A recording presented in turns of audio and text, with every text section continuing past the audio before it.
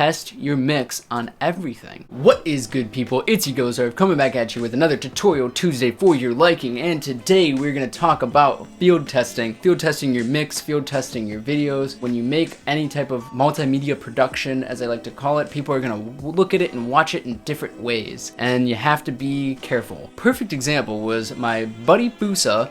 Link in the description for all of his jazz. He asked me for album cover art, and I was just like, sure man, I can make you album cover. And this crappy monitor, which I really hate because the color is terrible, I made him cover art, and I didn't realize that the image I dragged in, there's like a perimeter around it, and there's just a box, and I had no idea. Because I just genuinely, I couldn't see it on my screen. So that's an example. I didn't test it on multiple devices before I sent it. And that's just, it's a great example of why you really have to field test. Audio is probably the thing I will field test the most, but I usually will try to watch my videos on my phone and see how bad it is. Because it's never perfect, it's never good enough, it's always bad.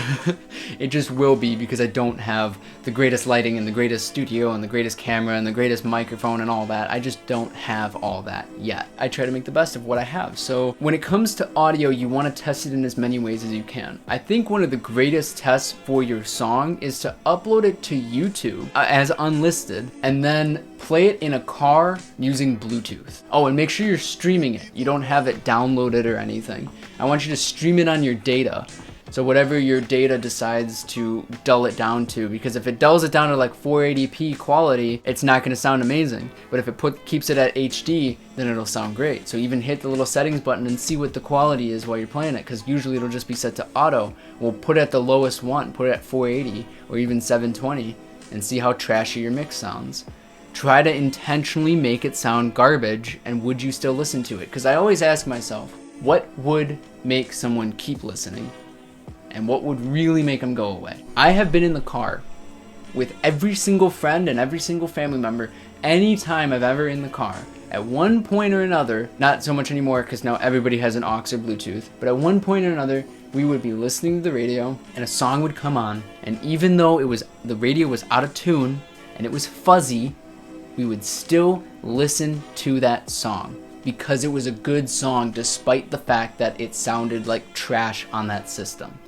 So at the end of the day, that's what you should take from it. You know, it's about the song, it's not about the mix. But people usually have to fall in love with a good song first, that's a good mix, and then they're willing to listen to it on a trashy system. So just be mindful with that. So when I do my field testing, the first thing I do before I even bounce it out is I'll listen to the entire song with an EQ as the last thing in my stereo mix, my master mix, and I'll just trim out the high ends and the low ends. I'll put it at, like, the low end I cut at like 400, 500 hertz.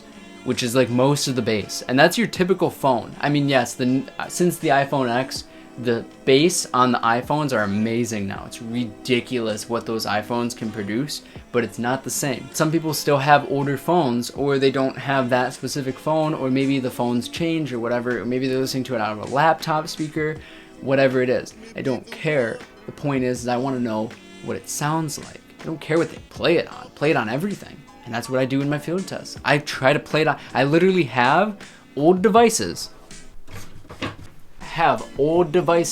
That I pretty much use for the sole purpose of field testing. I have an iPod Nano, I think it's like 5th generation, A1509, iPhone SE, A1662. I want to really hear it. I'll play it on my Chromebook, I'll play it directly out of the Mac speakers, I'll play it out of the speakers built into this monitor that sucks, and I'll play it out of like my phone speakers, my AirPods, I'll play it out of Alexa, car stereo with an aux, maybe I'll play it out of with it Bluetooth, upload to YouTube unlisted, stream it, and then Bluetooth it in a car stereo is probably the best setup for you, because it's gonna compress it and do it different. When you upload it to YouTube, it's gonna compress your mix. It's gonna change how the mix sounds, just maybe a little bit. It's gonna color it a little bit. You're gonna pull it down from streaming it over data, depending on the rate. You know, is it 1080p or did it dull it down to 480? Because when it dulls down the mix, it dulls down the audio quality too. And then your phone has to process that information. So depending on what kind of phone you have, it's going to change it. Then your phone has to process the information again to send it out in a Bluetooth signal. The Bluetooth signal is going to get received by a car, which depending on what make of car you have, is probably not going to be the best Bluetooth chip ever in the world, you know? Like, it might not be amazing. It's not designed to be. The manufacturer of the car was probably more focused on something else, even though they shouldn't have been. They should have put the best audio system in that car to begin with. I want my cars to come with subwoofers that can break windows as a stock vehicle, just as a sidebar. That'd be great.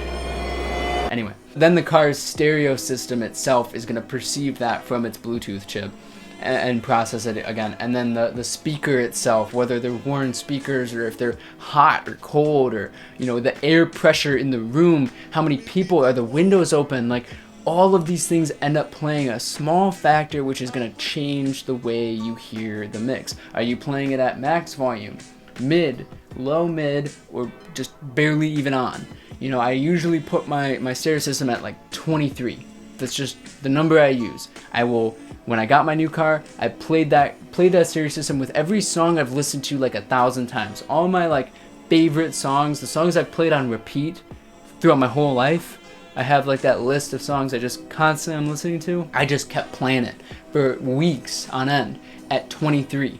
So I would get used to what a good mix, what a professional mix would sound like on my car stereo, streaming using Bluetooth on that car at that volume. Because different volumes are going to play a role.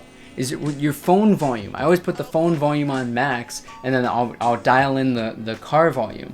You never want to put the phone volume at like 1 and then crank up the car volume. You're probably going to hear it like hiss because of the car's preamps. The best piece of advice I could give you is test your mix on everything. Be sure to check out these videos over here and subscribe right about here, and check out the description for some more links, and check out Fusa for me. And another thing, before I let you go, I just wanted to say that